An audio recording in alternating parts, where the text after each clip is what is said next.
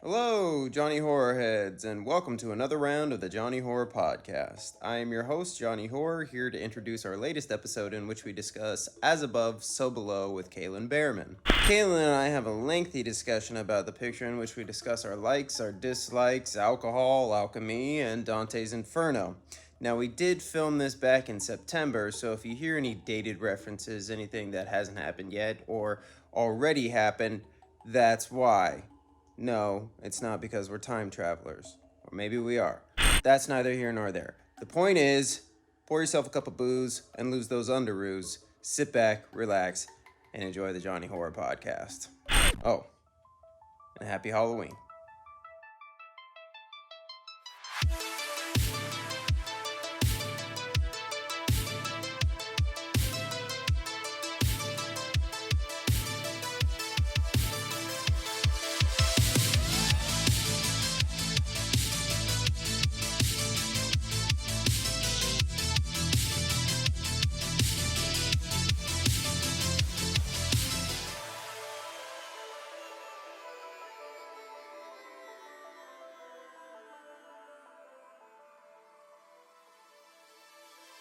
Welcome back to the Johnny Horror Podcast. I am your host, Johnny Horror, and with me tonight, returning guest and handsome movie expert, Kalen Behrman. Kalen Behrman. What's up, everybody? How are you, sir? Good, brother. Happy Halloween time, man. Happy spooky season. Happy spooky season. Do you have any Halloween traditions? I'm getting some. We finally bought some Halloween decor. Hey. I've never actually done that before. So this is my first year like decorating. You know, we have our apartment and we're actually putting up Halloween decor. It's funny because a lot of it we like so much that some of it's probably not coming down at all, but yeah. Yeah, we have some stuff like that. Of course, you know, my wife is an actual adult. Right. She's so a grown up. like we will keep all that segregated in another room, and the rest of the house will be as adults do, proper. And See, we have none of that going on here. Sandy is 100% in on like our house can be as us as we want it to be. So yeah. I like that. I do like there's a sense of like structure. Like we all have like little things kind of like put in on shelves, like tucked away, or you know, we have our plaque that we have on a mantle that says the horror family. And we actually have this beautifully constructed you know, it's essentially an open coffin, but it's got little shelves, and that sits on a mantle as well. And you know, so we have like little things that are just like, I guess the word is tasteful. sure. But the all the like bells and whistles and loud stuff is all kind of like crammed into the guest bedroom. Got it. But you know, it makes it more fun to spend time in there, I suppose. Sure. So you got some Halloween decor. What about you guys gonna do any haunts? You guys do trick or treating? Do you guys go to parties? What or do you work because you're a bartender? I was gonna say I usually work. You know, Halloween's usually a working day for me. I historically have gone to your Halloween parties, but that's about it. Yeah. Well, we're gonna do horror nights, and we're gonna go to some of the Halloween like stuff that they have going on this year, like down in LA and stuff. We're gonna do some of that. I like that. Good for Yeah. you guys. That's great. Yeah. Makes it so much more fun. Makes like if you have to work on Halloween, makes it you know, that much more palatable if you got to celebrate in other areas. That, you know, for me, like that is a day that I always request off. I mean, I will fucking work 4th of July. I will work St. Patrick's Day. I will, you know, work Labor Day, Memorial Day, all those fucking holidays. Like everyone else wants to go barbecue, get drunk on a beach. I'm like, yeah, fuck it. I just want Halloween. Yeah. So Yeah, I think uh-oh. Hi. You want to come say hi really quick? Can you say hi? Oh, you can't see. Here, say hi really quick. Hi. Hey, buddy. Hi, Kalen. Hi, Kalen. Say How hi, you doing, audience. man? Hi, audience. You're That's supposed to Killian, everybody. You say, hi, I'm Killian. I'm Kalen. There it is. Just like his dad. If you like this video, click like and subscribe. Yeah, you guys have to like the video for Killian. You don't want to hurt his feelings, do you? Look at that face. Say, thanks for watching my video. Like and subscribe. Okay. Like and subscribe. Good job. All right. You need to go back up to your bed, okay? But is Mommy here again? Mommy will be home soon. Go ahead. I love you. You go back up and watch your Peppa Pig, okay? This might be a minute. Yeah, that's okay. Take a quick break.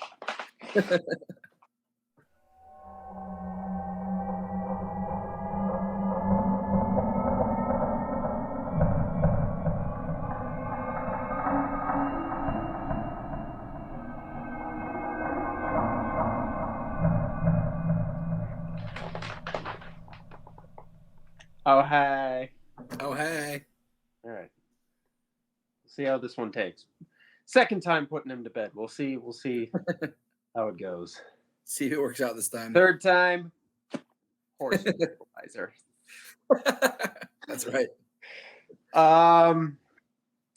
So yeah, that's Halloween stuff. I wanted to ask you, I can't remember if we discussed this. We've talked about your favorite horror movie before. We've talked a little bit about your history with horror, but what would you regard as the scariest movie you've ever seen? Something that like really fucked you up? Well, that's contextual, right? Because what time in your life did you watch it? So things don't really fuck me up anymore. Yeah. Because, I'm an adult man and I'm afraid of car Much accidents bigger things. and global warming. You know what I mean? Like I have real fears now. So, but The Exorcist destroyed me as a child. Yeah. And honestly, like The Ring really fucked me up. The American remake of the Japanese film, The Ring, that really fucked me up when it came out. I know a lot of people had a really, really hard time with The Ring. It's never been one that like really like it spooked me for sure, but like it and I watched it like as a teenager when I was starting to kind of like dip my toes in the horror. Do you know roughly how old you were? Probably about 14, give or take. Okay. Because I think I was a young teen, and I think I was still just young enough that it really got me. Well, the thing is that like I would take age out of the equation just because I know a lot of people that were older than me. Like even my brother saw it, and he saw it older than he was older than I was when I saw it. That obviously I have an older brother, so he's going to be older. But you know what I mean? Like yes, he was older than you when he saw it. Yeah. Well, he was older than that when it came out. Yeah. So and it messed him up, and I know a lot of people like grown ass adults that saw it and it messed them up. But that one's always just like honestly, I think the tape in that is scarier than Samara. Like I'm mostly talking about the tape. Yeah, the actual tape is just the creepiest part of the whole flick. Yep. The tape fucked me up. Yeah. and the one jump scare. There's one jump scare in there that the one in the very beginning, right? With the girl in the closet. Yeah. Yep. That really got to me. I was like maybe 13. It really got to me. That was the one that my brother told me about. Like, so I he didn't really describe it, but he told me that there was some girl in the closet, and it Mhm. it scared the hell out of him. Yeah, And it's a great scare. It really, really is. it is. So The Exorcist, The Ring, I like those. Those are good picks. Those are my scariest movies for sure. Yeah. Yeah, I mean, The Exorcist is still to this day like that is a movie that I gotta be prepared for to sit down and watch. Not only because it is like a fucking, being raised religious. Sure. Does it still like I mean, they talk about if you're like in a cult, basically like how you're brainwashed. But I mean, Mhm. being raised in our religion is kind of the same way where Very much so. Especially you're the way that you were raised religious. You weren't raised in like a reasonable way, you know? yeah, and it sticks with you even Mhm. when like you're mentally different now, but like Mhm. there is just like this emotional trigger, and the Exorcist is still to this day just one of those things that triggers me. But I love it so much for that because it does spook me, it is scary. Um but I think the other one that I had talked actually with my dad about was Alien. Alien is still a movie that I watch um as a grown adult, and I'm still kind of creeped out by it. Uh, Mhm. that's just because that's just a very, very well made scary movie. Yeah. Yeah. Well, Um if you let yourself into that movie, it's really quite terrifying, you know? Dad, mom is home. Okay, baby. Hi, babe. Um yeah, and it's just Alien is the ultimate haunted house Right. picture as far as I'm concerned. It really, really is. Um, but we one day we'll discuss The Exorcist, and I've already discussed Sure. Alien. Tonight, however, we are talking about a very underappreciated uh film. If I'm, might be showing my deck a Showing your little, cards there a little bit. Yep, yep, but yep. we are talking about As Above, So Below. If you could not tell from the fucking banner, uh, uh, a 2014 found footage horror film uh, that was released to the opposite of critical acclaim. Yeah. Really And negative reviews. yeah, I think it did okay at the box office. I don't remember it, really changing the game or anything like that. But I digress. In the film, a bunch of dumbass treasure hunters go hunting for dumbass treasure and get more than they bargained for. Uh, blah blah blah. We've seen it all before. Mhm. Um, uh, but this time those treasure hunters end up in hell, which I do think is a very fun spin on things. Now, before we dive on into the spelunking, as it were, um, I'm a little thirsty. Uh, I could go for a little cocktail, maybe a little bite, get a little bar bite. So we are gonna go ahead and swing on by the bar and stop right in at Johnny's Well. So here at Johnny's Well, we're talking about cocktails. You are a bartender by trade. I am a bartender by trade. Uh, Kalen, what is your favorite spot in the bar? My favorite spot in the bar? Yeah, what's your favorite spot in the bar? Oh, the well. Yeah, Yeah, the absolutely. well. It's the Yeah. best. Um, for the uninitiated, the well is where the assigned bartender essentially makes the drinks for the restaurant. That's pretty much what that position is, more or less. Yes, baby. You got the doorbell. I knew it. Let's see it. Let's show everyone. Let's show everyone really quick. Oh, let's show them what you got from the Halloween store. Wow. No. Whoa. That's creepy. I like it. Good job. I love you. Go on. Get out of here.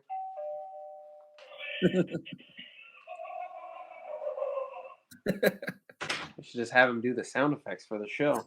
Right? But yeah, the well is, that's essentially what the well is. Just makes the drinks for the restaurant. Other bartenders deal with the bar top guests. Feel like a lot of people maybe don't know that. No, probably not. They're always like, why is that one guy not talking to me? interacting with me? Mhm. Why is he looking at this screen or looking at this printing machine all the time and not laughing at my dumbass jokes? Not laughing at my bad jokes. Yeah, so that's why. And it is for guys like us. I mean, we worked at Starbucks together, and you were good enough to always let me make drinks, and you would work the register because you knew how much I did not enjoy talking to people. Yeah. I've gotten much better since my days at Starbucks, so much better. But I can still very much wear my emotions on my shoulder, and when I'm annoyed or bothered by somebody, it can show through fairly easy. So I like to work the well because it's one of the few places in a restaurant where you are afforded some creativity. Yeah. But that's a lot of mumbo jumbo to say that we're here at Johnny's Well and we're talking about cocktails. Before we go any further, are you drinking? What are you drinking tonight? It doesn't have to be alcohol related, but Tonight I'm having some raspberry bubbly. Hey, bubbly. Sparkly water. And I'm having some, because I'm a wild man, I'm having some diet lemonade. I think you are living life on the edge there, pal. I know. Double fisting. Double fisting it. Double Water and diet lemonade like a real madman. Yeah. Diet and some bubbly. Mm-hmm. Well, yesterday I was doing frozen strawberry margaritas and they were very good. That sounds lovely. Were you doing that at home or were you? No, I was making them at home. Yeah. Fuck yeah. Now we're talking. Yeah. Well, me being a man of infinite taste and distinction, I am over here drinking Jack and Coke. That's my boy. Very shortly going to switch over to some Angry Orchard because that's what I have handy in my mini fridge over here. But if you were going to pair a cocktail with this film, if you were a tenant bar and decided to throw on As Above, So Below, what would be the drink special that you would be serving? Well, is it okay if I have two? Please. The more the merrier. So I have one option that's like a stirred stiff drink. Yes. And I have one option that's like a more easy to drink, citrusy kind of drink. The stirred stiff drink is called a Tipperary, and it's made with you use a premium Irish whiskey. So I would use something like Green Spot or Redbreast, and you use a good sweet vermouth, and then you use chartreuse. Hey, Killian. I taste it. Aww. Wow, that's really, really good. You remember when you were supposed to be in bed asleep? He's so cute, though.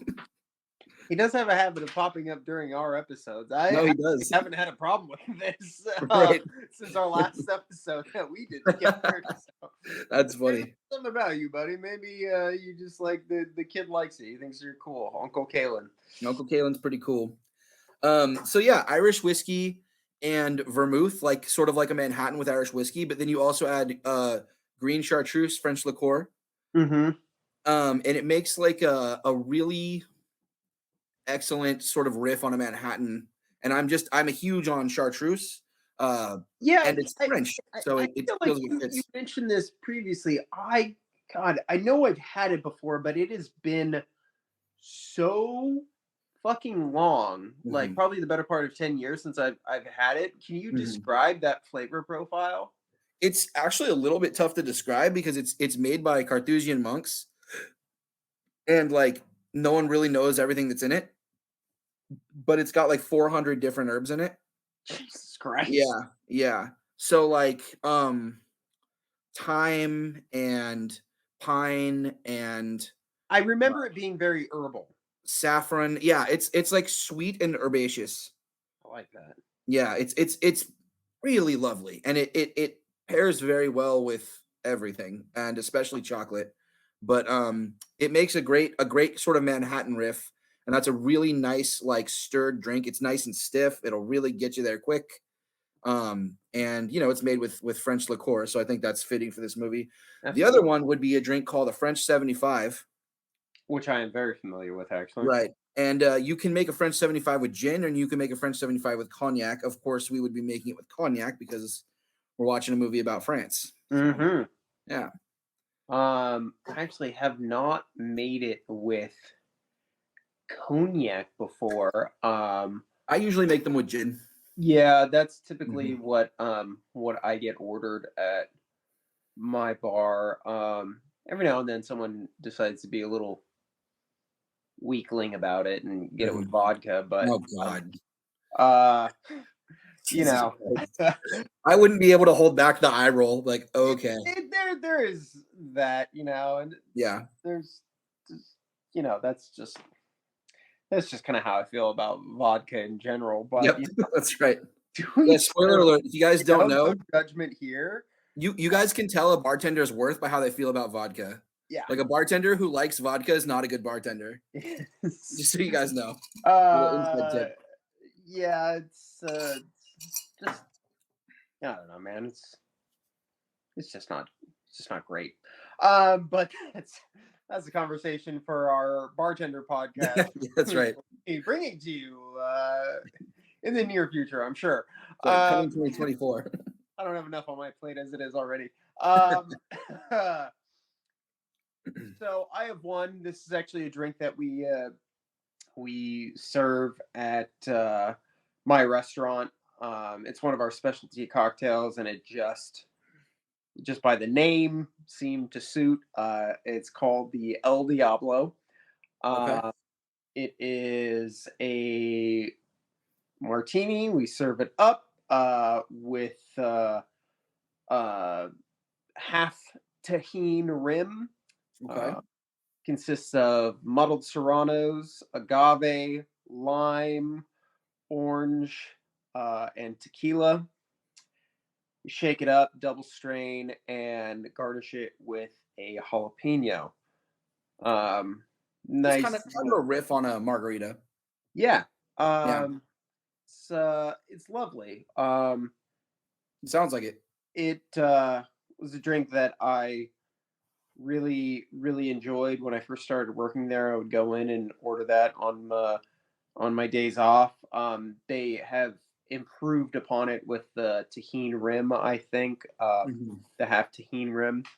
But yeah, it spicy, hot. I think if me and the lady friend came in there, that's what she would get. So Yeah, it's a lovely cocktail. But good choice. yeah, as are yours. I like that you went with the French themed, and I was very much just thinking about You're thinking about the hell theme. people burning alive. I'm mean too, man. When people order their margaritas spicy, like I just throw in so many serranos. Not only do I muddle them, but I throw in the ice. I shake it first with the ice, and then I add all the ingredients. And every now and then I'll taste it. I'll be like, God, someone's gonna fucking sue the restaurant because I gave them like a fucking heart attack from the heat. That's right. But I am one for eating with movies. What about you? If you are having a meal, do you like to throw in a feature film? Oh yeah, absolutely. Yeah. That's like my favorite thing in the world. Yeah, I actually Dinner, have movie. like a really hard time unless I'm like out at a restaurant or something like that. I have a really hard time sitting down and eating any meal, breakfast, lunch, or dinner without like watching something, whether it be like Yeah. a YouTube video, a show, or a feature film. Yeah, I'm the same way. Would you consider this an eating movie? A lot of horror movies, I find I associate certain things, like if there's like a pus scene or like a goopy scene, I don't want to sit down and watch a film like that while I'm eating, uh, pizza or something along those lines. But would you consider this a film that you can eat with? Yeah, I would. Yeah. Yeah, I can eat with this. Yeah, I don't I think don't really have that problem too much unless it's straight up gross out, yeah. like gross out horror, Something like like Evil Dead 2013 or something like that. yeah, actually that one doesn't bother me so much because it's Okay. mostly just blood. I guess there is like the vomit scene. Yeah, I that's kind of was what I'm talking watching, about. I was literally watching Saw 3 with dinner tonight, which just happened to be pizza. And because it's always just like it's like bloody, it's like gory, but it's not like I said, it's more like pus and ooze sort of related or just like really gross like 80s horror shit. Yeah, But of course I'm sitting there eating my pizza and my salad, and there's a part where character starts just like vomiting, and it's like really chunky and oozy vomit. I'm like, what the fuck, man? Why? yeah, yeah, for sure. What are the odds? Like, why does this happen to me? But yeah, I think that as above, so below. You have ample amount of time to start the feature, eat a meal before Yeah, there's anything. before anything bad happens. Yeah, you really Yeah, do. I don't even think this is a particularly gory film either. So No, it's not. I do think you're kind of in the clear in that regards. Yeah. Well, I got a nice full belly. I'm feeling good and liquored up. So I think it's about time we leave the bar and go find ourselves some good stuff. Abandon all hope, ye who enter here. Here at the good stuff, we just talk about the good stuff, the things we like about this movie. Kalen and I have not discussed this film at Right. all. That's right. We've never talked about this one. I actually meant to ask you in our intro about your first viewing of this film, because this is a film that I reached out to you about if you had seen it or not, and well, what was your response to that? I had not actually seen this. Mm-hmm. I'd never seen this movie. I didn't go to the movies to see this back when it came out in 2014 because of the critical response. Mm-hmm. Yeah, that was it. Like, so I was like, oh, that looks cool. And I saw the critical reviews, and I was like, oh, never mind. And I didn't go see it. Yeah. Yeah. Well, I watched this the first time when you hit me up and said, hey, let's podcast about this movie. So that was it. I rented it on Amazon or whatever. Watch it at home. Yeah. You turn out all the lights, watch it in the dark and shit like that. You watch it at nighttime, or daytime. I watched it at night with respect. Yeah. Yeah. Attaboy. And what was your thought, like, with me asking you about this film? Like, what's your gut reaction when My gut reaction was like, God damn it, Johnny. Why are you making me watch a bad fucking movie? Like there's a whole world of good movies out there for us to talk about. You want me to watch this bad movie, but it can be fun talking about bad movies. Yeah. And I would say for the most part we have pretty similar taste. We like a lot of the same things. So I was like, well, maybe I'll like it. You know what I mean? Yeah. Yeah. So yeah. And it's because I mean, me, like I don't know, like we could just like if you want to get fucking nasty about it, I mean, it's like you can have like really nice, good sex, right? Like it can just be like you just like have your standard basic sex, and like you're making love, right? There's making love. Like Oppenheimer is going to the movies to make love. Yes. And watching, I don't know, like watching Halloween 3 is going down on someone's ass. Like there's one that's like you can't deny that it's great, but then there's like my favorite thing, so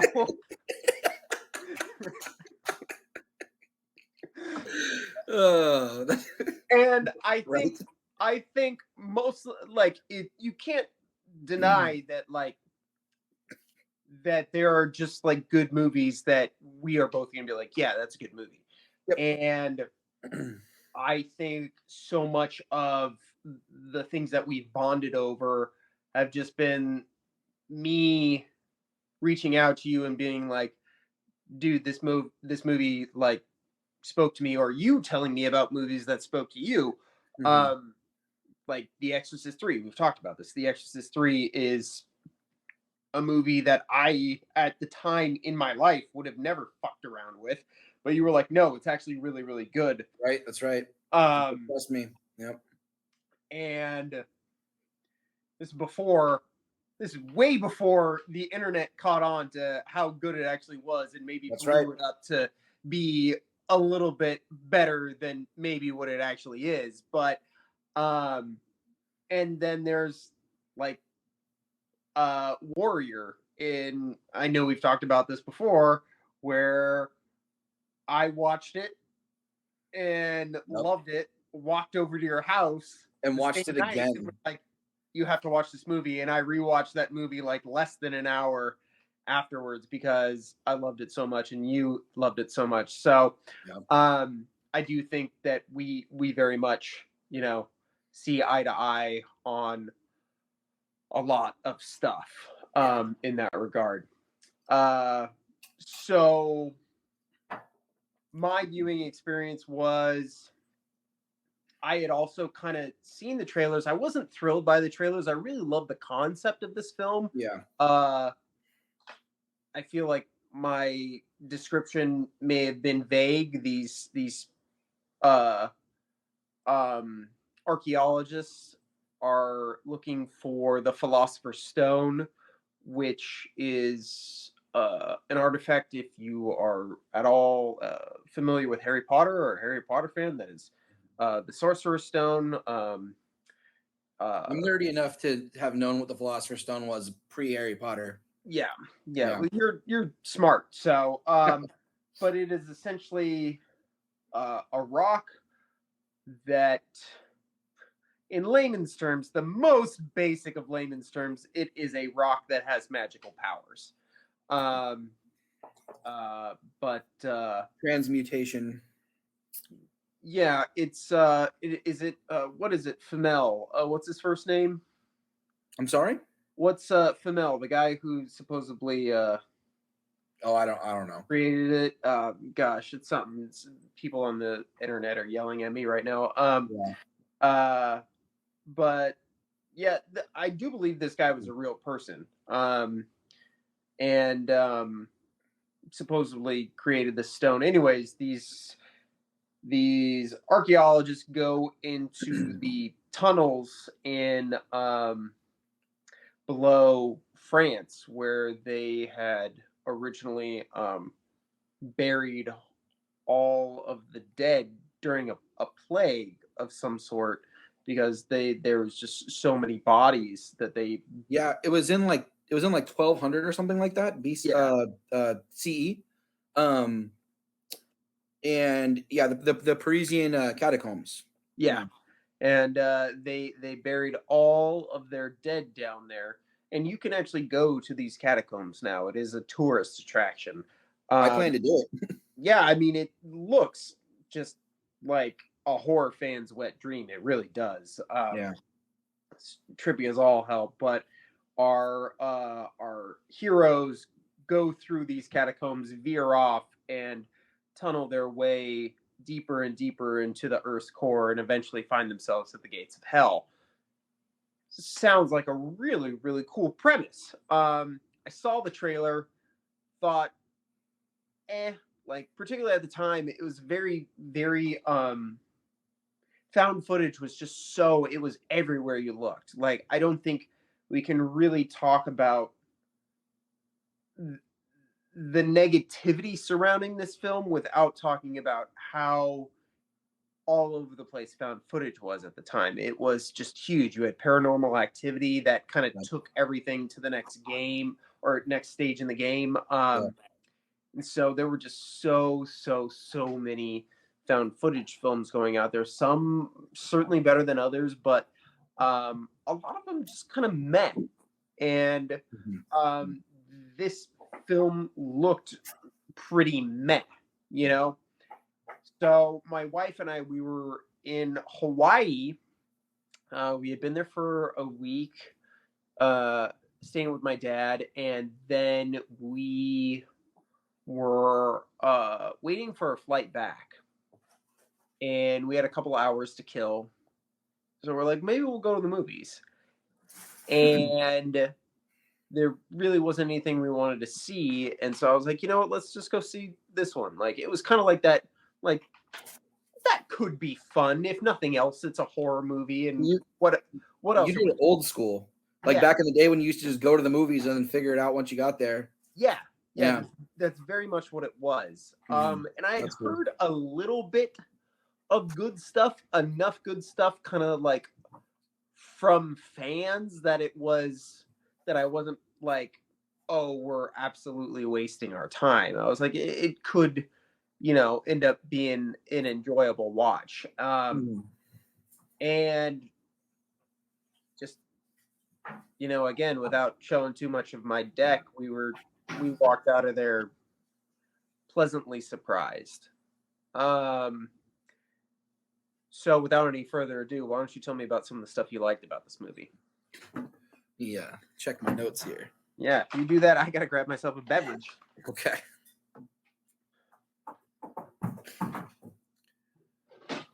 So, I'm listening. I like the movie. Me too. Spoiler alert, I did like the movie. I was a little surprised. Like I said, I knew that there was a possibility I would like it because we have similar tastes, but I saw the reviews and was like, well, we'll see. I liked the lore. I liked that it was a movie about alchemy. Yeah. I like alchemy as a subject. Like, I think the history of alchemy is interesting. For people who don't know, alchemy was sort of the forerunner of chemistry, and it was sort of like real science and like philosophy, and also like some kind of bullshit magic. Yeah. Like magic that they thought they could do things that you can't really do, like turn objects into gold or live forever, things like that you can't actually do. They thought they could do, but they also did some real early sort of proto science. Yeah. And had some really interesting like philosophical concepts. So I'm interested in alchemy as a whole. So I liked that this was about that. I liked a lot of the horror aspects of this movie. There was a surreal and existential horror going on in this movie that I thought was awesome. A couple of like really simple examples. Oh wait, we're gonna do a favorite scene part, huh? Yeah. I'm So, gonna go ahead and not do that then. hold Okay. up. Yeah. And like this movie was in a lot of ways sort of like a horror Indiana Jones movie. So Um, this is and that's something awesome. this is something that I knew, like, I have it in my notes, but I was kind of waiting for you Uh-huh. to talk about it because our good friend in common, TK, saw this movie, really liked this movie, and Oh, okay. his main appraisal of it is that um, that it is an Indiana Jones film. Yeah, it totally And, was. uh, and once you have that in your mind, you cannot get it out. Like, Mhm. from the very start of this movie, like the opening sequence, Yeah, how it plays out and everything, it is that's a right. fucking Indiana Jones The Indiana Jones movie. Yep. um and like the best Indiana Jones sequel that we had up to that point, really. Right, right. Um and that's one of my goods too, is that this is just that is my first note, is that this is a full-blown Indiana Jones movie, and I Mhm. do think that the opening um the way it sets up the MacGuffin Yep. basically, and you have to get this clue to get this thing. It also Mhm. sets up, the horror aspect with Scarlet seeing her father hanging there. Like, it's already like the quest for this thing is already doomed from the start. I really, Mhm. really like that. Like, Mhm. you don't have to go into the catacombs and start tunneling in to the depths of the earth for there to be warning signs against trying to find this thing. Um, 100%. I really, really like that. It's very foreboding. Everything about this film is very foreboding. Yes, very much. And I love that aspect of it.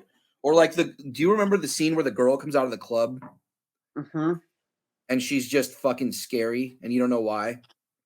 Like there's I nothing particular about her. She's just fucking scary. Yeah, I love that. it was something that on this watch, I'm sure I knew it and caught it before, but like it stood out to me so much on this watch that I was like, I gotta look for her Mhm. uh later on, because the way that shot lingers on her, I was like, she's important. Yep. And I can't remember why, because like I know this film, but I was like, I can't remember why, what she has to do with the rest of the film. And then you see her once or twice after, and the final time you see her, it all makes sense. um and I kind of read up a little bit about that character, and fuck it, we're spoiling it, that Mhm. she's probably what's his name, is it it's not, what is it, it's not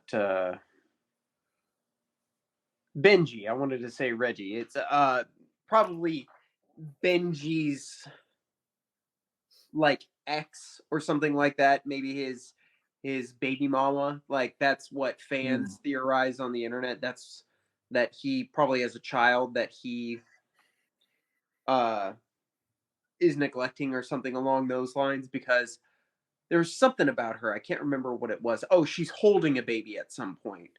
Yep. In the Down in the catacombs, yeah. yeah. Um and I like that. Like, Mhm.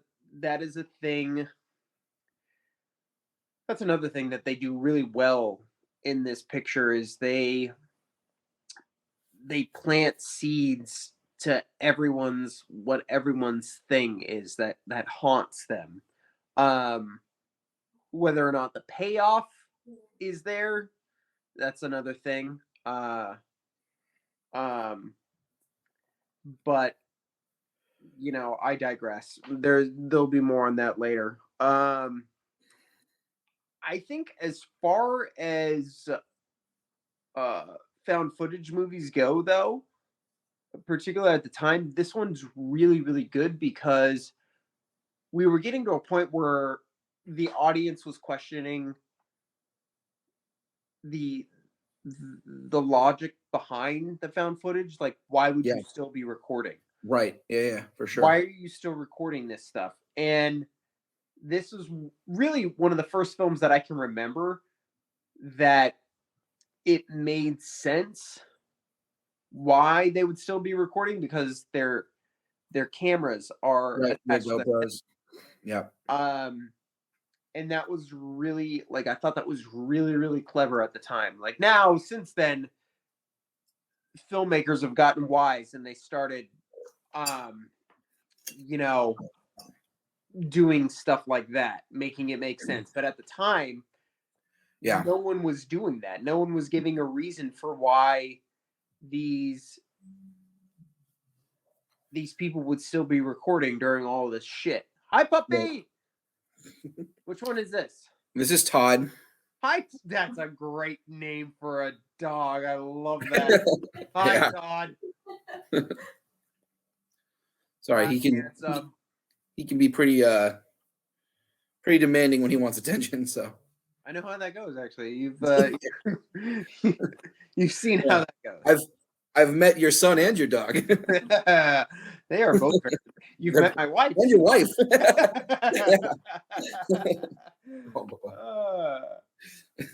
I'm the only one. I'm the only one that's like, when I want love, like, I go hide in a corner. I'm like, eventually someone will show up. Someone will find me and pay attention to me at some point. Everybody else is like kicking in doors.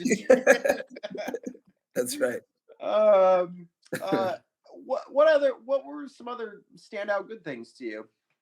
I mean, It's hard because I do believe that this is a film that really has, I would say it's like 75 to 80% just good, you know? Yeah, it's good.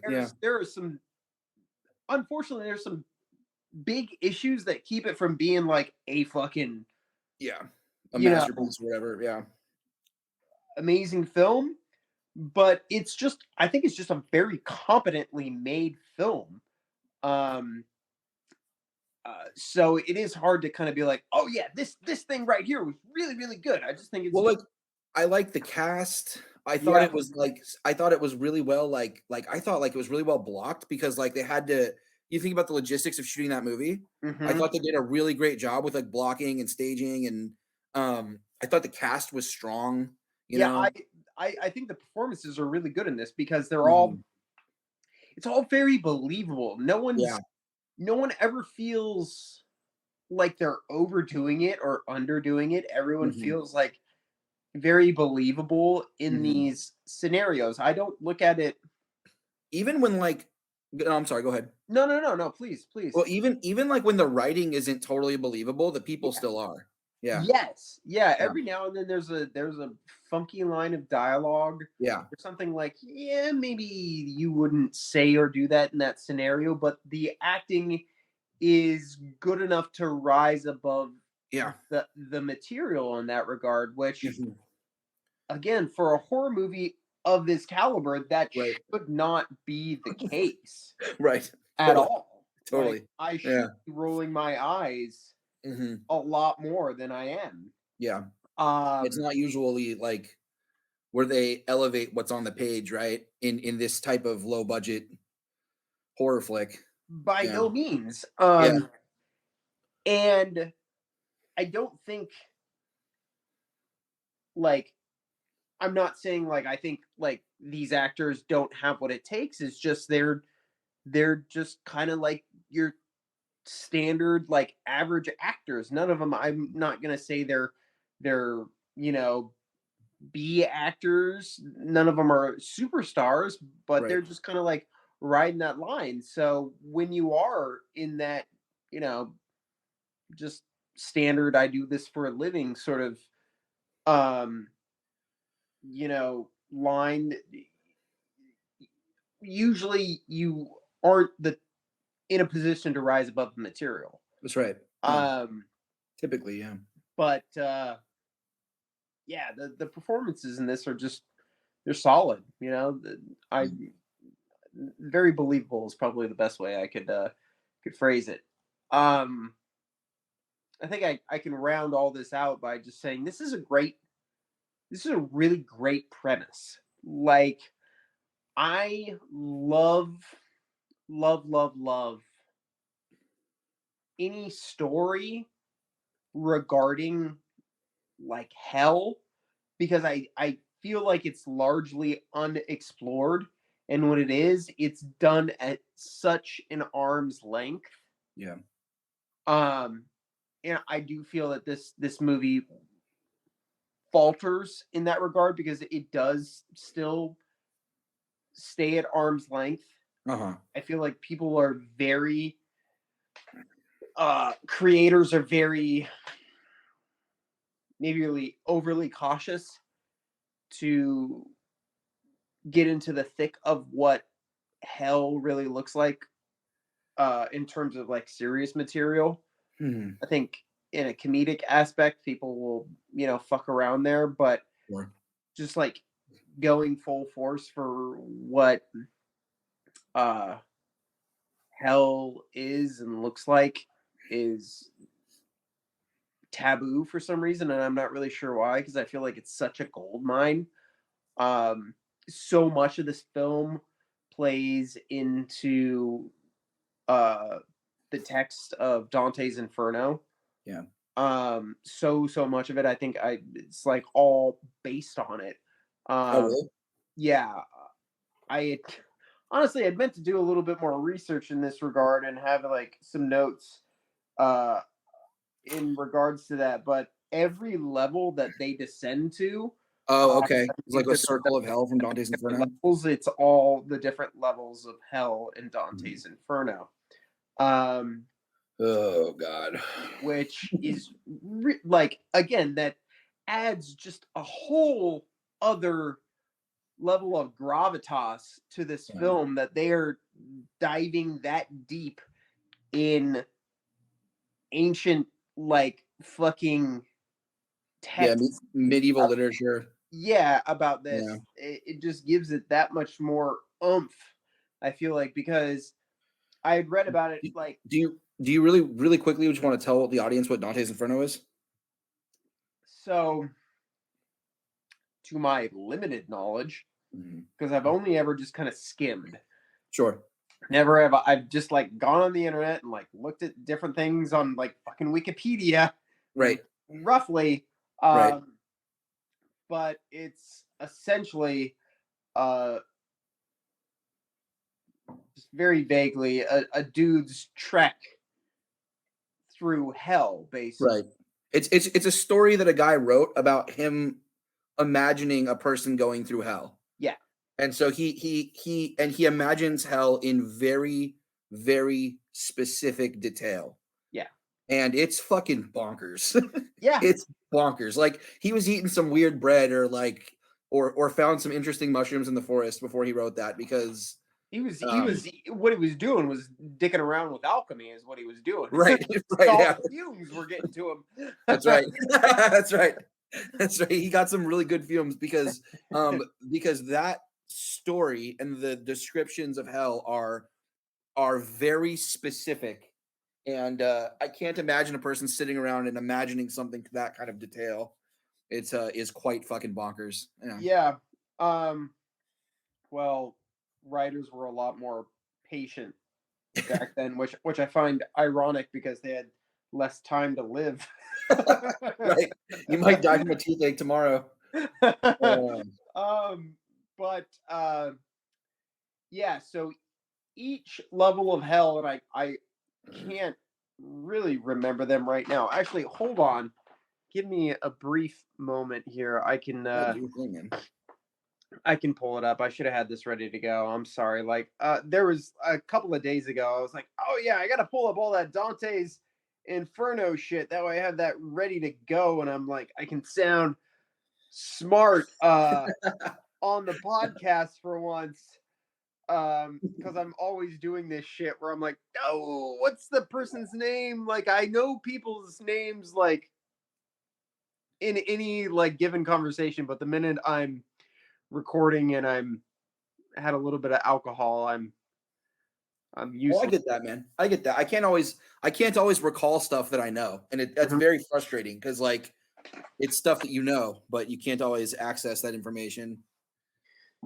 All right, Brains are funny like that. yeah, it's funny or dumb, whatever you want to call it. It's funny that I remember this sticking out to me that Dante's Inferno is referred to as the Divine Comedy. Here it was just say right here: the Divine Comedy is considered an epic masterpiece and a foundational work of Western canon. Um, we offer this short guide to the 9 circles of hell as described in Dante's Inferno. So the first circle is limbo. Second circle is lust. Third, gluttony. Fourth, greed. Fifth, anger. Sixth, heresy. Seventh, violence. Eighth, fraud. And ninth is treachery. Now, if some of those sound familiar, then you are probably well acquainted with David Fincher's Seven, which Dante's Inferno is referenced a number of times. But again, if I had really been up to speed on all my shit, I would be able to describe in detail each level of hell that they go through is all based in this. So you're just gonna have to take my word for it. But that's just in keeping with the Johnny Horror podcast way of things. So I guess I can't be too mad because at least we are consistent in our inconsistency. That's right. Never Never know which way we're going. But I do think that this is a film, all in all, that is more good than it is bad, and there's a lot more going on. Pardon the pun, underneath the Heyo. surface than I think critics and maybe your average viewer and people that haven't watched it at all are give it credit for. But without any further fucking ado, we are gonna leave the good stuff and go ahead and get ourselves some of the shit.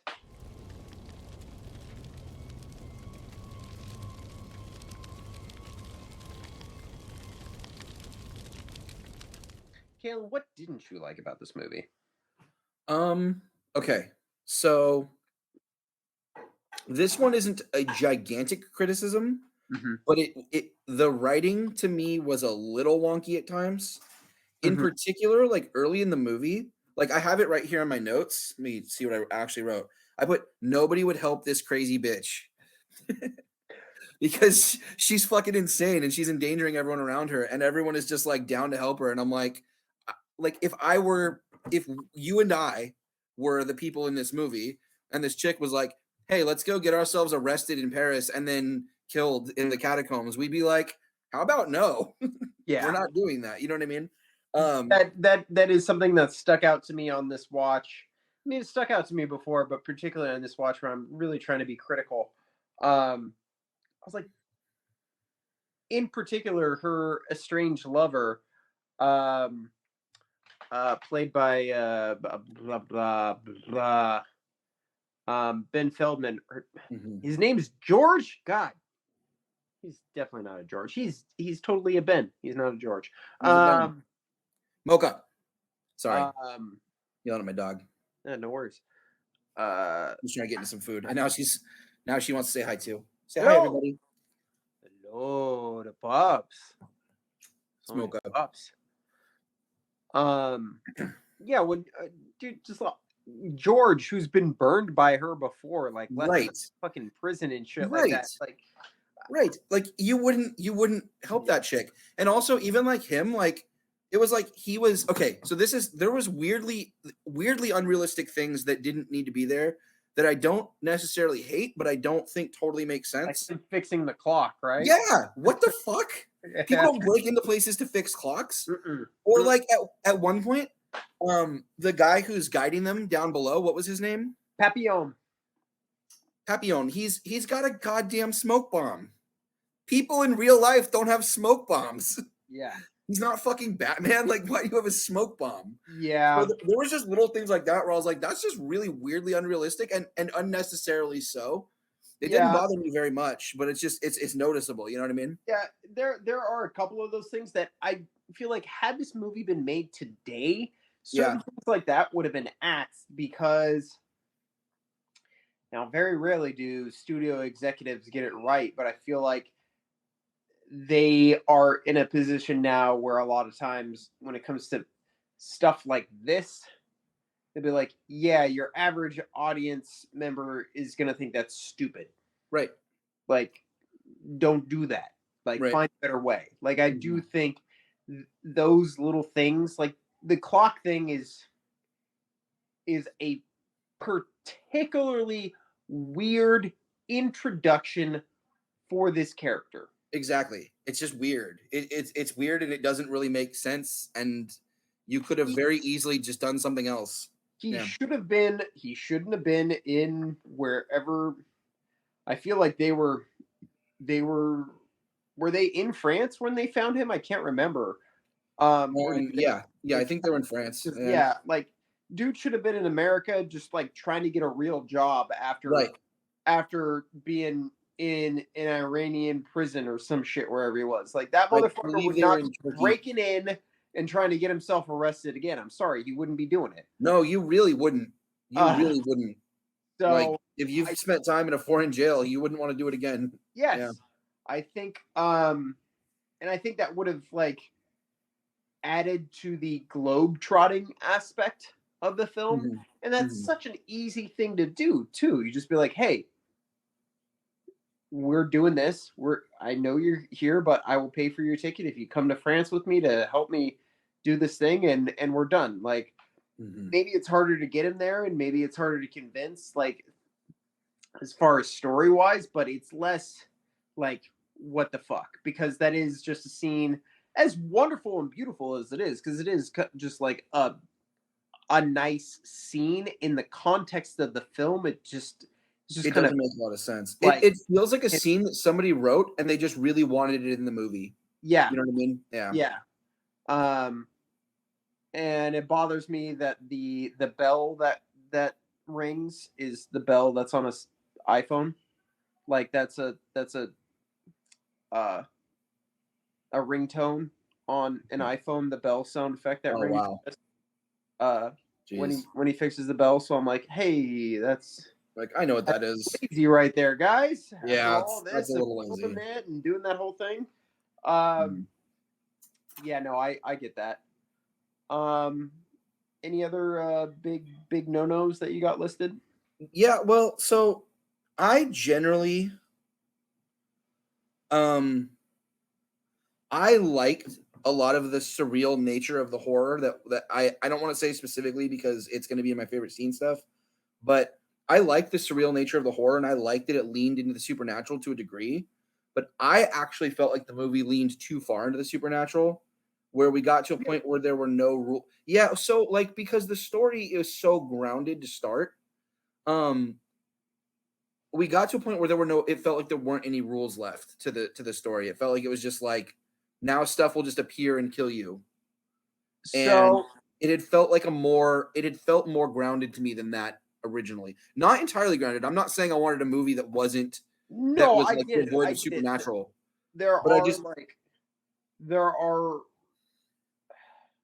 We're gonna treat this like an Indiana Jones film, which I think we should. Yeah. You have to set up your rules basically, and then you have to follow them. Right. Now, I feel differently in regards to the horror aspect. That's one of my negatives is I literally say it doesn't go hard enough. I think for a movie about hell, like, are you at all familiar with the film Event Horizon? Yeah, I've seen it. Okay. Now, that is another film about hell. It's about hell in space, basically. Um, and the little glimpses we get of hell in that. Again, that's a movie that I know wanted to go harder, but they cut a lot of stuff out. Yeah, that Uh, sounds about right. I think if you're in hell, hell should be hell. This kind of goes back to what I was saying before, where I think there's a very taboo way about it, where people are afraid to show what. By all accounts, hell is the worst thing imaginable, right? Yeah, yeah. That is why Why we call it hell? people are doing everything they can to not go to it, right? That's why people go to church. They want to save their souls. People will lie and say it's all about loving God because they really want to love God and that makes them feel good. But no, they're afraid of going to hell because hell is the worst thing that we collectively as a society have come up with. That we've come up with that is figment of our imagination. Let me clarify. Right. The worst thing that we have come up with It's is an idea the that atom we have come up with. Yeah. the thing that we can absolutely destroy everything with is the worst thing that we've come up with. But as an imagination, as a collective hallucination that we all seem to share, it's the worst thing ever. Yeah. Yeah. And we're all doing what we can to avoid it. So, in that regard, the film fails for me because if you go to hell and spoiler alert, you escape. No, unacceptable. Like, I'm sorry, particularly the Unacceptable. character that sent them there to begin with. Mm-hmm. You don't get out. You don't get out. That is my biggest gripe. That is the thing that takes this movie from like a fucking 10 out of 10 to what my rating is for it now, which is that there are fucking three characters that survive this shit. And they should all burn. Like, they should all suffer and they should all go the way of Papillon. Like, they should all be sucked into their failure, their thing, their anxiety, their fear. Mm-hmm. Like, Mm-hmm. I hear what you're saying. I do want to say I loved it that they escaped really? because I was 100% sure they weren't going to. I love that they swerved me like that. And that was so for me, that was actually part where the writing got a little less wonky because she understood that there was a specific thing they had to do to atone.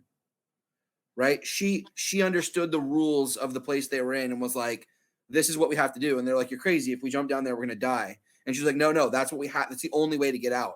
And then it was. And then they got out. And I thought for sure they were gonna jump down there and be like, woo, we're gonna get out, and then they were all gonna die. And because they didn't, I felt like the movie really swerved me, like for real. And I was impressed because movies don't swerve me very often, right? I'm usually like, these are the things that are going to happen in this film. So I thought that was really impressive. And I was watching it with Sandy and she agreed because she thought like, oh, they're all going to die. And it was impressive that they found a way to have them live in a way that didn't feel totally cheap and cheesy, but felt kind of earned and also was totally surprising. So I actually think that's a strength of the film. Well,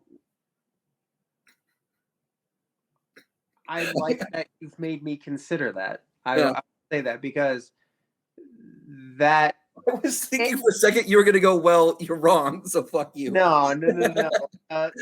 Honestly, as you're talking, like I had really, I was thinking about how I had found myself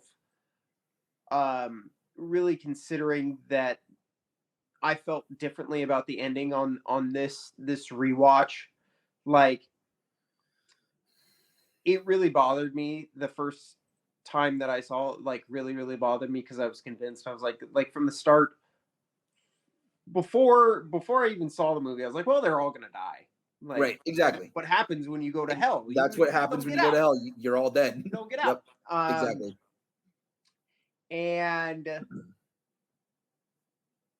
like horror films at that time, that was what happened. Yep. 100%. So in particularly in the way you're describing it and what your expectation was, and me thinking about again how this is like, you know, the Saw franchise had kind of filtered out by then, but that, you know, very nihilistic, Extremely nihilistic. was still kind of in the zeitgeist for horror movies. Yeah, 100%. And a lot of times I don't like that ending, like particularly if characters have done the legwork to get out. Yep. And for me, that is I think that's cheap. When the character earns their way out and then you kill him anyway. Like to me, that's very kind of edgy boy. Like I killed him anyway. It can be done really well, but I don't like that. Yeah. The thing with it for me was that, and this goes back to kind of what I was originally stating, was that I feel like there was a lot of buildup for a lot of these characters. The George and his brother, Scarlett and her father. Like the bit with Scarlett and her father where she's like hugging her father, she's like, I'm sorry, I should have called, you know, and then she runs off like really quick. Like I was like, that should have been more of a moment, you know? Yeah. You should have been in tears. That should have been something that really bothered you. Instead, it feels contrived. Like, I got to get out of here. So this is the thing I'm doing so I can get out. I feel like have you watched The Descent? Have you seen The Descent? I have. The Descent is another film that I feel like is very parallel with this flick in the sense they're going deeper in order to get out. And that one probably paints a more accurate picture of what fucking hell would look like. Yeah. For the record, I don't like that movie. It is not a fun movie. It's not a movie I've had to put myself through again. It's not fun. Like it's a movie that I think about fairly often. I'm like, I should watch that movie. I've only watched it a handful of times, and it is a terrific horror movie. But every time I think about it, I'm like, it's a terrific horror movie because it is just that. It is fucking horrific. There is nothing enjoyable about that movie. There is nothing fucking fun about that movie. I don't know if you remember this, but there was actually one time I was hanging out with you and Celeste, and she was like, do you guys want to watch The Descent? And you literally said, I'm not down to go that dark right now. Yeah. I don't know if you remember that, but that, I don't, that was literally your that response. checks out because it is 100% how I feel about the movie. Like, I think it is a terrific horror picture, but I've not been in the mood to watch it in a very, very long time. I don't think the mood will ever strike me again. I think Brian feels the same way. That's a nightmare movie for Brian. I bet, dude. He swore to me he'd never watch it again. And I think that's probably the only time I'd ever be down to watch it again is if I could. Is to make Brian watch it. Sit back and watch it freak the fuck out. That's right. But that to me, like, had the characters gone through like fucking like diving in a pool of blood, body parts everywhere, like murdering your friends, and then I fucking escaped, like I did it, like that payoff feels more earned to me than like three characters that are like, you know, I feel really bad about this. This is the thing I feel bad about. And I don't know. Like I think there were financial limitations, absolutely. and I think there were logistical limitations. Not to like make a bunch of excuses for them, but because I do think that part of the movie you're describing where they're all just like, oh, I'm sorry, and then they get out. I do think it's off the rails a little bit. Yeah. Like I don't think it's the same quality as the rest of the movie. Yeah, the ending yeah. does feel rushed, right? It does. Feel Yeah, it like, does. No, I agree you with know, you. Yeah, I see that too. yeah. But you know, they're actually filming in the catacombs below Paris. Yeah, which is fucking dope. It's dope as shit, and it's also fucking bonkers and was probably really hard. Yeah. Well, we're gonna take just a quick little break here because I, have to pee. I don't know how if you have to pee because you're drinking two different drinks at the Double same fisting time. it over here. I have to pee. We will be right back to talk about As Above, So Below.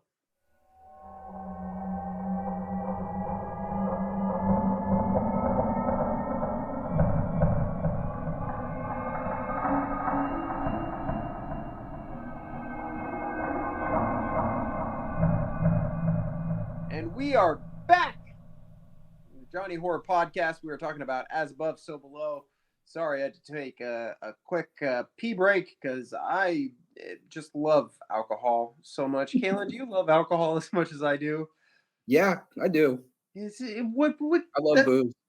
God, it's a fascinating substance. I love drinking drinks. I love making drinks. Like Yeah, I love making drinks. to make a good drink and know it's a good drink is just when you do that taste test before you send a drink out, you're like, fuck. And you're like, yeah, and you're like, I did it. I nailed it. Yeah, it's a good feeling. Yeah. I'm actually like, I'm weirdly passionate about bartending. I have 2 shelves of books on the craft of bartending. Yeah, that is actually one of the many things that I admire about you is how dedicated you are, because I think, like, for me it is a job. It's a job that I'm passionate about, but at the end of the day, it is a job. When I'm there, I want to do it an A+ effort, give an A+ effort, make sure the quality of the beverage is good. And if I send something out with my name on it, I want to make sure it's good. Oh yeah, man. If it's going over the top of my bar, it's something I'm proud of. Yeah. Every time. Exactly. And when I'm there, I want to learn. I want to gain as much knowledge as possible.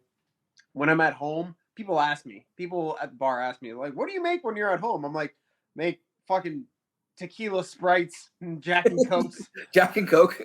Like, if it's Whiskey more than neat. 2 ingredients, I don't want to fuck Beer. with it. See, that's where we differ though.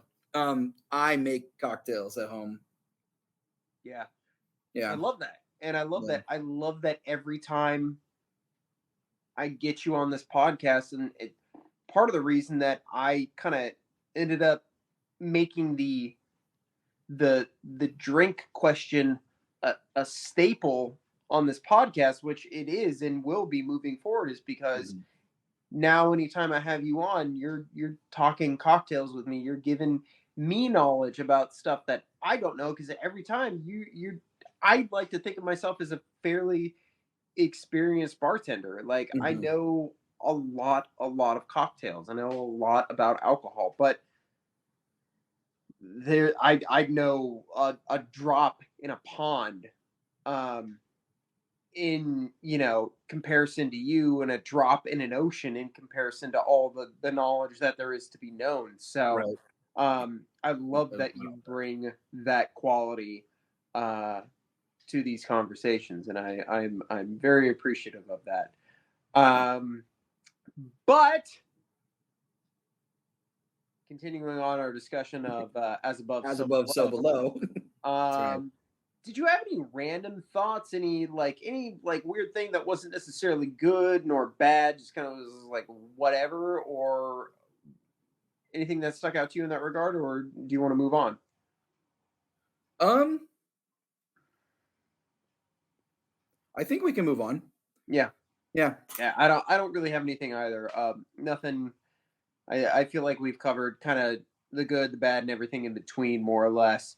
I have one quick thing. Yeah. I really loved the little weird cult in the beginning. Not in the beginning, when they first got down there. I loved that, and I wanted more of them.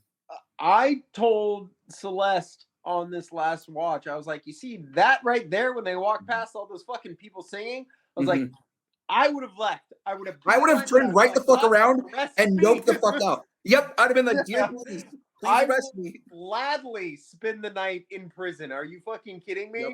Like, that's the worst thing that you're gonna get for like trespassing. You're gonna spend a night in like jail. That's You're gonna spend a night in jail, and then you're gonna have to apologize to a judge and do some community service. Yes. Not a big deal. Yeah. Yeah, like the minute those people are down in the caves on some like random ass tunnel off of the catacombs, and they're all like in robes with like fucking torches and red makeup on their face. Yep. Fuck that. Fuck this. Yep. I'm out of here. Fuck out of there. Yep. Yeah. Okay, we're in agreement on that. Yeah. Well, now that we've wrapped up the good, the bad, and the random, go ahead and give me that rewatch.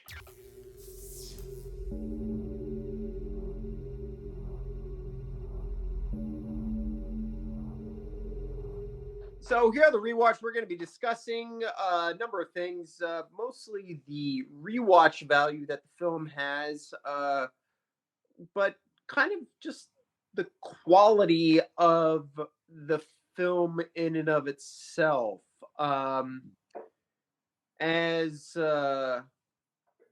horror fans, as cinephiles, if I can call us that, it feels so official. You know, we send each other fucking video clips on Instagram. We talk about our favorite movie scenes. We rewatch and talk about movies that we've rewatched 100 times over again with each other. And we have done that for years and will continue to do it. So that is what we discuss in the rewatch. So with that said, Kalen, what is your YouTube scene for As Above, So Below? Your YouTube scene being a clip that you would show someone who is unfamiliar with this film, who's never seen it, a clip that you would show them to get them hooked to watch the rest of the film. I would probably show someone, I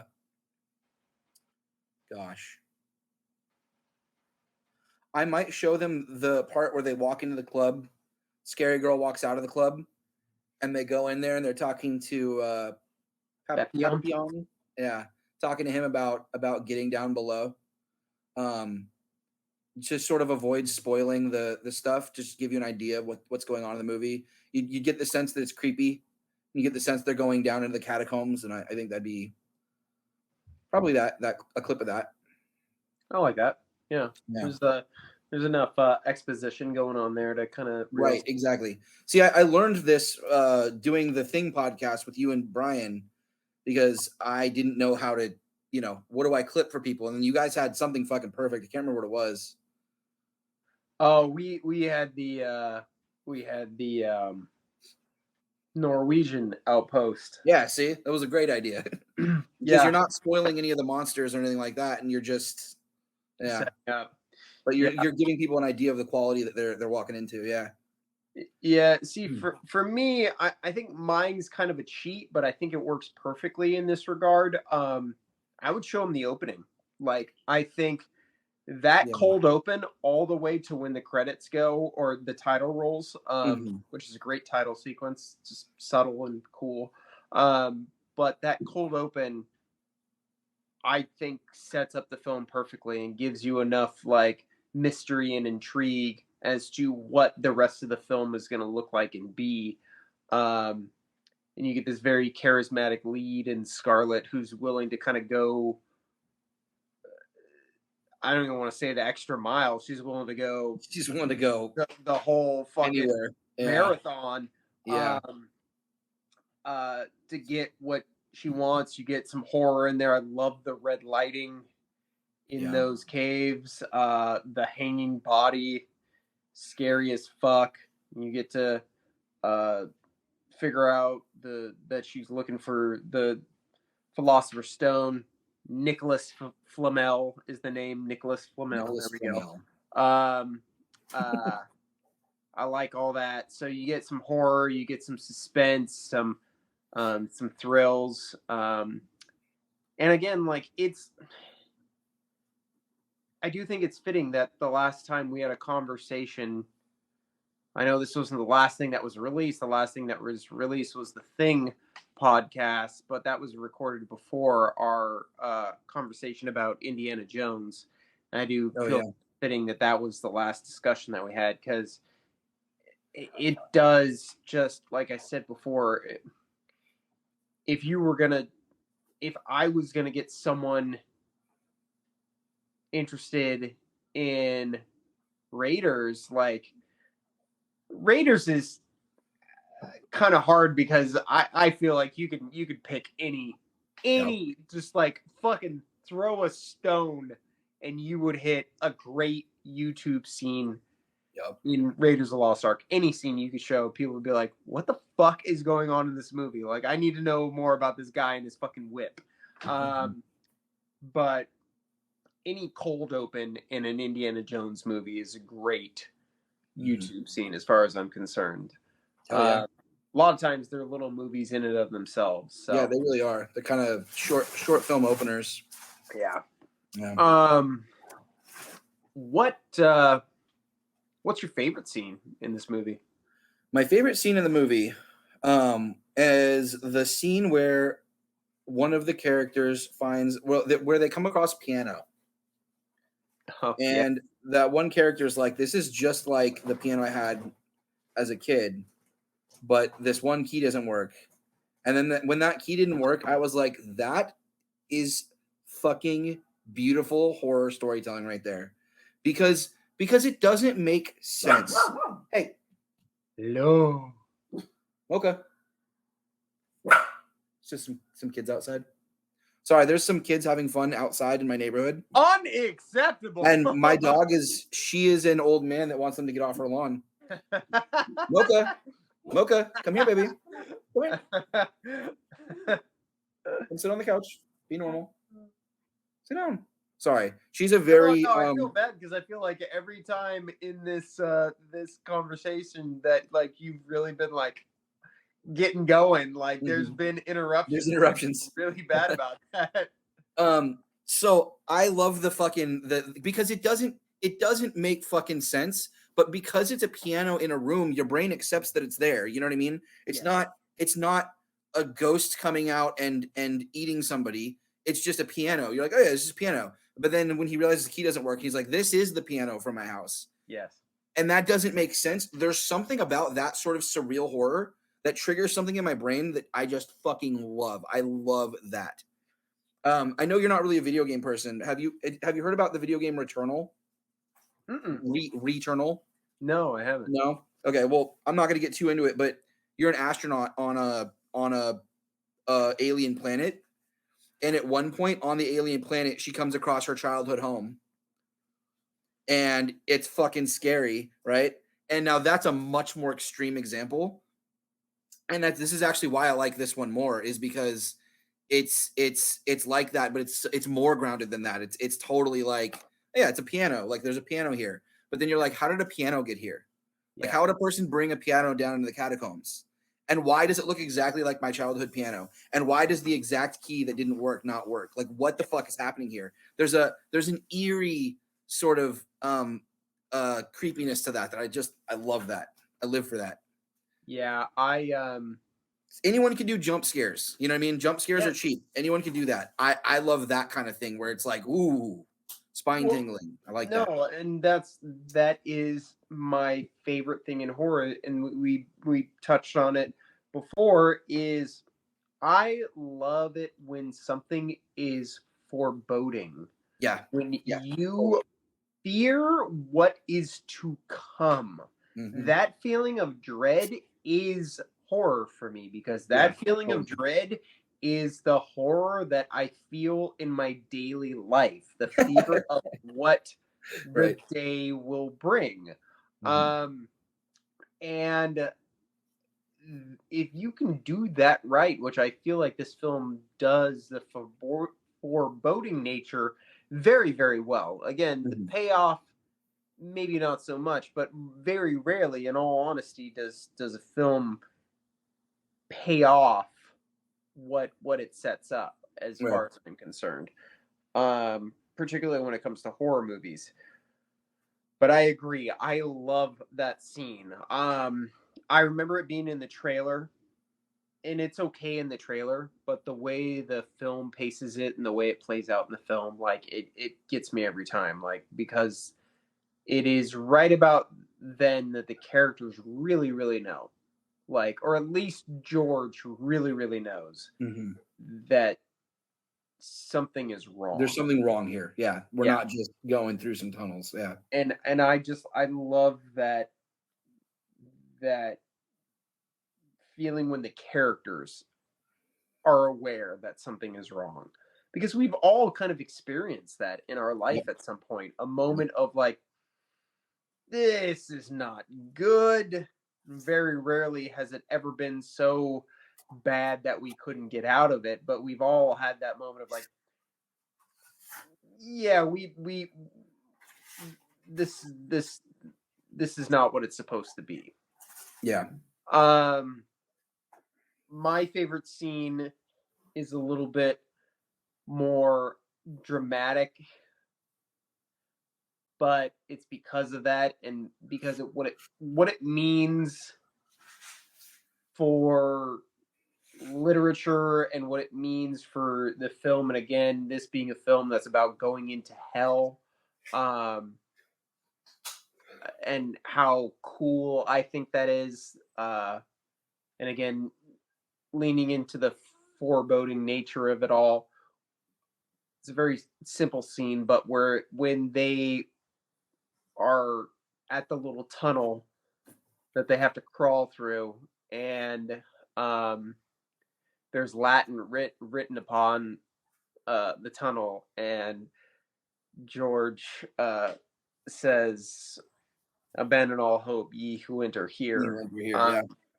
I I get fucking goosebumps like right now. I'm just like, I get so excited. I just think it's the coolest, scariest thing, and never in a million fucking years I would use my fucking fingernails to crawl out the opposite direction. I would do Mhm. everything I could.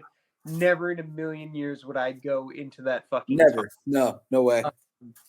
Um and I just think it's so cool and so scary. Like, if that was written on something that far deep into the earth, like, there's just no way. Like supernatural shit aside, Yeah. nah, Yeah. nah. You know, whatever's on the other side of that tunnel is nothing that I want to experience. I just think that that shit is so fucking cool and scary in all the best ways, and it's like that's what I live for as far as horror is concerned. Yep. What did you think as far as rewatch value? How often? There's a couple of different ways to approach this. Um, a like, how much fun did you have watching this movie? Is it a fun movie to watch that you'd be like, yeah, I'd like to watch that movie again? And is it a movie like, if we I always like to use the parameters of Spielberg, where you have Jurassic Park over here and you have Schindler's List over here. Mhm. One of these Right. movies is infinitely rewatchable. Right. So in terms of Schindler's List and Jurassic Park, where would you put As Above, So Below as far as rewatchability is concerned? I would put it. Um, I would put it closer to the middle, but probably slightly more over to the Schindler's List side. I don't see myself rewatching it a ton. Mm-hmm. Um, I enjoyed it. Like I liked the movie, and I could see myself watching it again. Yeah. But my horror rewatch schedule is already really strong. Yeah. It's hard to break into that rotation unless you really show me something. So I get I that. can see myself rewatching it at some point, like Halloween 2 years from now, we might watch it again. Yeah. And Yeah. I mean, again, that's kind of where like I Mhm. say there's different ways to approach it Mhm. because there are movies that I'm like, yeah, I had a lot of fun watching that, and I'd love to rewatch that with like a friend or a Uh-huh. group of people, or just throw it on in the background. As I always say, like throw it on in the background. I don't know how to have background watches for Mhm. movies. If there's something on that I like, You're I watching it. am gonna sit down and watch it. Like people Right. that like just throw stuff on in the background and go Mhm. about their daily lives. Like Brian works while he watches movies, and I'm like, yeah, that's impossible. No, Like I don't do that. I'm all my attention is focused Mhm. on this movie. Um, that being said, what would you like out of a scale like out of 10? Where would you put this? 1 to 10. Rewatchability or just Yeah, generally? rewatchability. Um, I don't know, maybe like a 5. It's rewatchable. Like, Yeah, it's an enjoyable movie. So, like, I do think it has some rewatch value. yeah. Yeah, I just don't see myself rewatching it, like, often. Like, certain movies, like, I'll go see them and I'm like, "Oh, yeah, I'm gonna watch that, like, all the time." Again and again. Yeah, and Yeah. I would say also like, for the listeners and audience members that Kalen is not like a horror head like I am. Like I would say I watch 90 to 95% horror movies Right. and filter in other things. You Mhm. watch cinema in general. Yeah. So, while I know that you love horror and you are a horror fan, Mhm. there's a difference in No, it's terms of true. It's true. I don't just watch horror movies. I yeah, watch a very wide, yeah. range and spectrum of flicks for sure. So you have to take that into account. For me, Mm. I would put this film at like a 7.5 out of 10. And the way I If I rate that, if I could only watch horror movies, I would definitely rewatch this movie at some point. How's that? yeah, yeah, Yeah. absolutely. Yeah. Um, yeah, for me, this is like 7.5 out of 10, and that's not to say that like I rewatch it every year. It is a movie that I like to sit on and think about and be like, I'm gonna watch that movie again. And that's kind of how this came about this year. I was like, dude, it's been a minute since I watched As Above, So Below. I really, really have fun watching that movie. I should watch it Um, soon. And the idea of watching it, and if a movie that like I haven't seen in a while and like I get excited about watching it because I have fun watching it, like that's got rewatch value to it, mhm. so I take all that shit into account. So for me, it's like a 7.5 out of 10. I think this is I think it's a fun movie. Like Yeah. I think it's a fun movie to watch. Like and that the ending and even the things that I have issues with lend itself to its rewatchability Yeah. because it's not particularly bleak. Like there's some Right. Right. really messed up things that happen and people die and it is a dark dark film, but at the end of the day, like I said, three characters fucking survive this. It's Yeah. not like a one person or no person show at the end.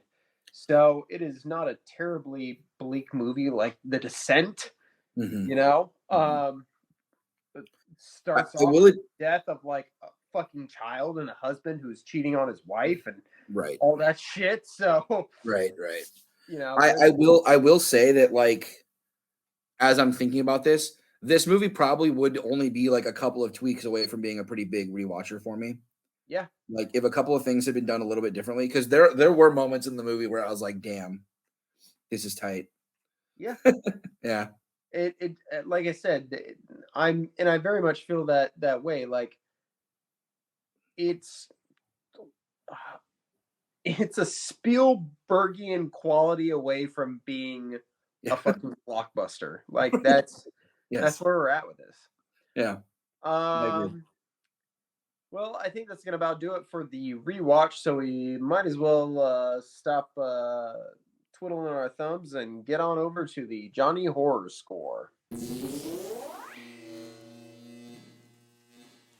Here at the Johnny Horror Score, we're just going to talk a little bit about the quote unquote legacy of the film, aka basically what the film's reception was. And as you might have heard before, it wasn't very positive. So if you will permit me a moment to do some reading from good old Wikipedia, then we will continue on our discussion. So big thanks to everyone who's contributed to the Wikipedia page for As Above, So Below, because as you know, on the Johnny Horror Podcast, we do zero research because we do not get paid for that shit. On Rotten Tomatoes, the film holds an approval rating of 28% based on 80 reviews and an average rating of 4.70 out of 10. The website's critical consensus reads, after an intriguing setup that threatens to claw its way out of found footage overkill, As Above, So Below plummets into cliched mediocrity. On Metacritic, the film has a weighted average of 39 out of 100 based on 24 critics, indicating generally unfavorable reviews. Audience polled CinemaScore gave the film an average grade of C- on a A+ to F scale. Peter Dubruge gave the film a mixed review in Variety, writing, It all makes for clumsy, fun escapism, not bad as End of Summer Chillers go, but small time compared to other legendary releases.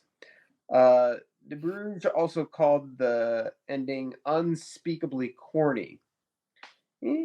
Kyle Anderson's review in Entertainment Weekly stated, As Above has some genuine scares. The stakes begin as gut-wrenchingly real, with the team feeling disoriented hundreds of meters beneath the streets, but the film gets downright silly once the caverns become malevolently sentient. Bruce Demara wrote in the Toronto Star, As Above, So Below has some good scares and a decent cast, but it's yet another found footage thriller so jittery camera sequences may induce nausea. Peter Bradshaw stated in The Guardian, there's some interestingly contrived moments of claustrophobia and surreal lunacy, but this cliched and slightly hand-me-down script neither scares nor amuses very satisfyingly. Why is it a hand-me-down script? That's Does he mean that literally, or is he just insulting it? I think he's just insulting it. Oh, okay. Yeah, there's a lot more blah blah blah bullshit to discuss. We got right here the box office results. The film grossed 8.3 million, is hoping we can finishing third place. He wanted to gross 21.3 in North America and 20.6 in other territories for a total gross of 41.9 million, which I don't think is bad. I'm assuming it had a fairly small budget here. Let's see what the budget. It had like a $5 million budget. It did? Yeah. Yeah. So, I mean, I would say that is exactly $5 million. And what was the total worldwide gross? Just under 42 million. Oh, yeah. Very profitable movie. Yeah. Yeah. So, and this is definitely a film that, like, it's a film that is not talked about often. I am on Instagram every day. I see a lot of people post about horror movies all the time, and a lot of them are underappreciated gems, and a lot of them are dumb trash. Looking at you, anybody who posts about Halloween or Resurrection. But I'm kidding. You can love what you love. We all love what we love. That's right. No hate here. but this is a film that I really do not see talked about often, which I think Yeah. is really unfortunate. Is one of the reasons why I want to talk about it, because I do think, as far as horror movies go, as far as horror movies that are found footage, that I mean, there's nothing like this out there. Yeah.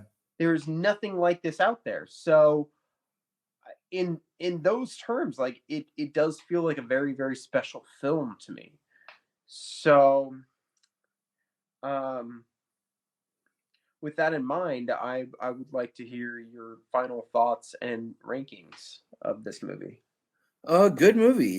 Good, enjoyable movie. I liked it. I really liked some of the surreal horror. I really liked some of the Indiana Jones stuff we had going on. I'm just gonna take a quick look at my notes just in case I Mhm. missed something here. Um, yeah, I love the scene, like the piano scene, the phone, like the phone that was ringing down there. Like I thought that shit was awesome. I liked the spookiness of it. I liked the ending. I didn't love the third act as much as I loved the ending. Um, yeah, I like it. I think it's a good movie. I think it's bizarre that it's got like that it sits at 28% on RT, honestly. Like I think that's a little weird to me. Like I think it's better than that. I get why some people wouldn't like it, but I wouldn't think like an overwhelming majority wouldn't like it. It didn't seem it seems like it was a little bit of a punching bag. Even like the C minus on cinema scores. Like what Yeah. kind of movie were you guys hoping to go see? Because Yeah. I thought this kind of you know what I mean? Like you're going to see a movie called As Above, So Below. It's a horror movie. I kind of thought it delivered. I'm surprised that it got a C. I would have guessed it would have gotten more like a B. Yeah. B minus, like at Yeah, the very I, least, I right? wouldn't expect it to have a C minus. Like that's weird to me. That's Mhm. bizarre. Yeah. Um, I'd probably give this movie like a 7 out of 10 as far yeah. as my rankings go. Like solid, fun, enjoyable, spooky movie that had some cool things going for it. Yeah.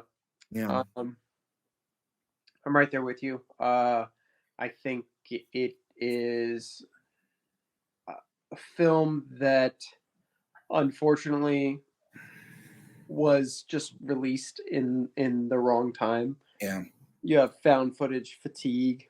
Definitely. Um, you just have general horror fatigue. I think this premise is so unique.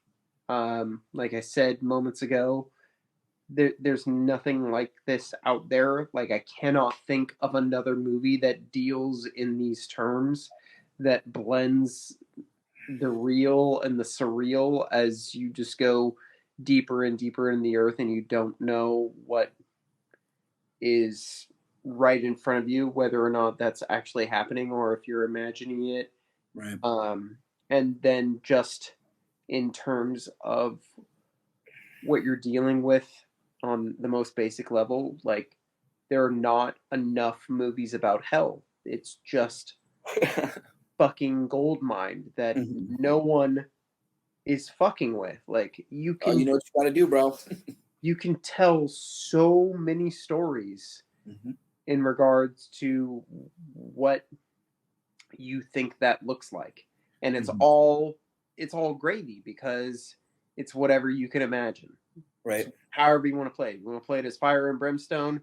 You want to play it as this dark, cold place. The deeper you get, like it's all good. Um, that is one of the reasons why I put my show in that place, Right. because Right. it, you can do whatever you want down there. Like Yeah.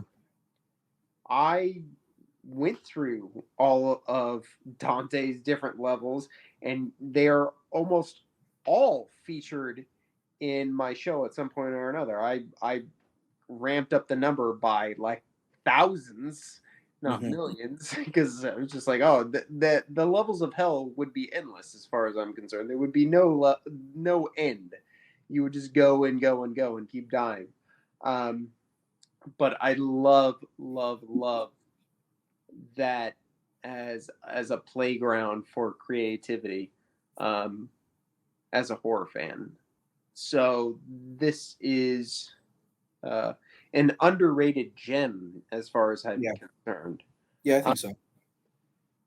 Doesn't go as hard as I would like it to, being an aggressive horror fan. I want all of my movies that deal horror movies that deal in these terms. I want them to be the thing. Yeah. I want those stakes. Yeah. I want that bleakness. Not for all of my horror movies, but for horror movies that are kind of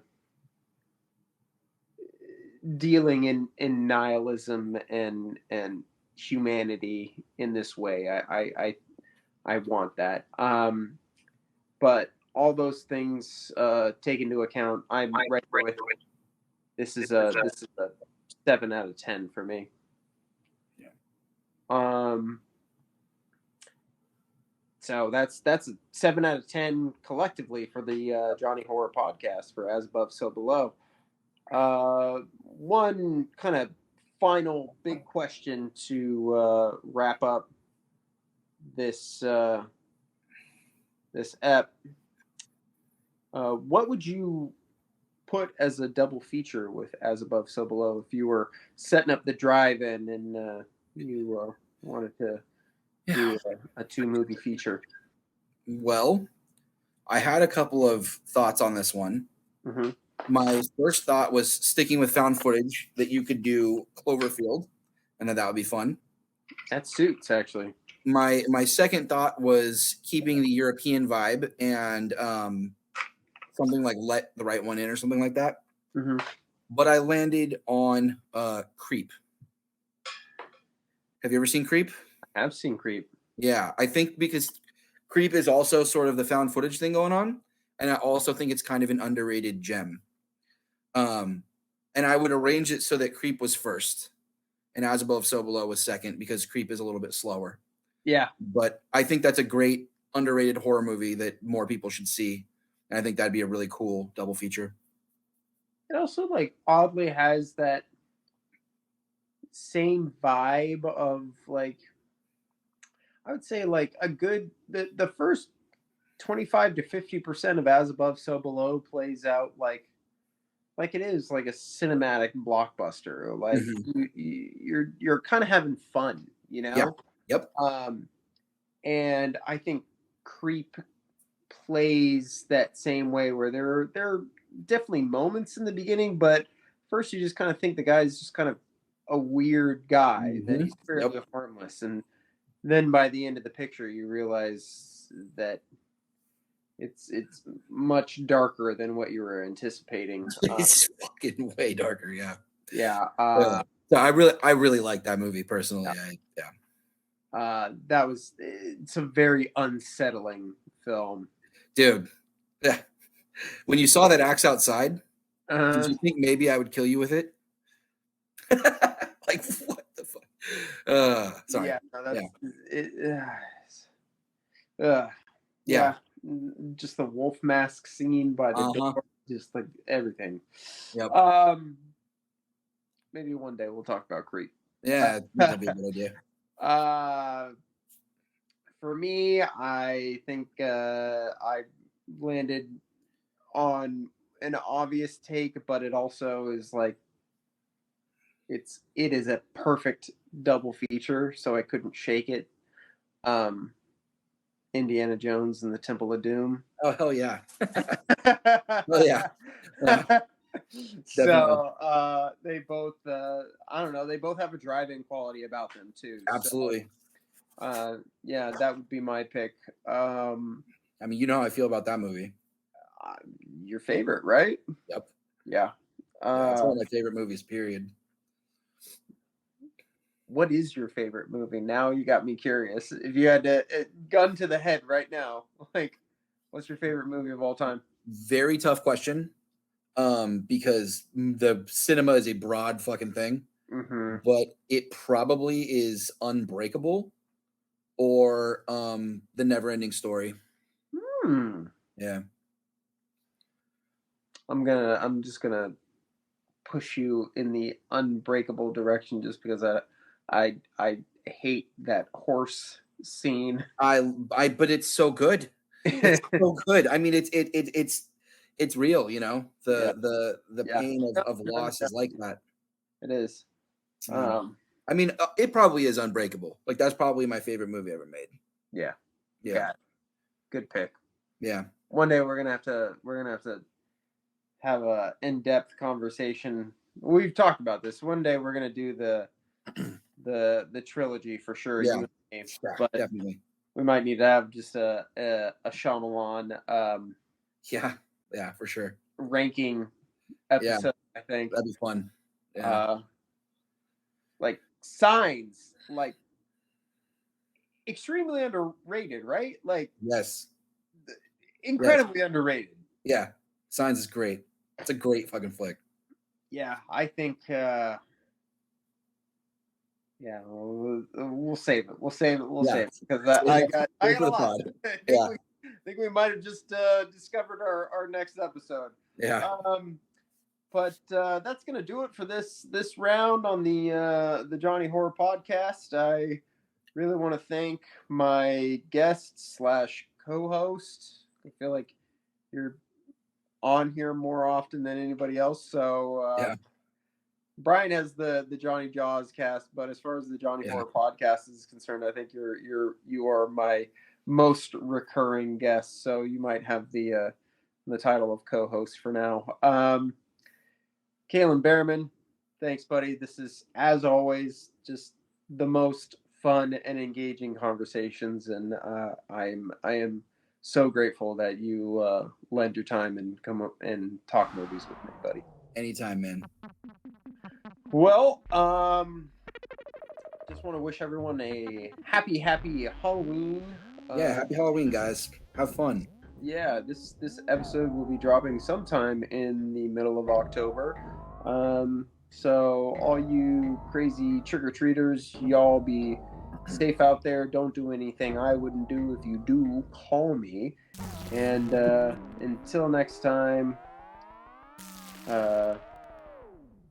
adios, muchachos. Peace.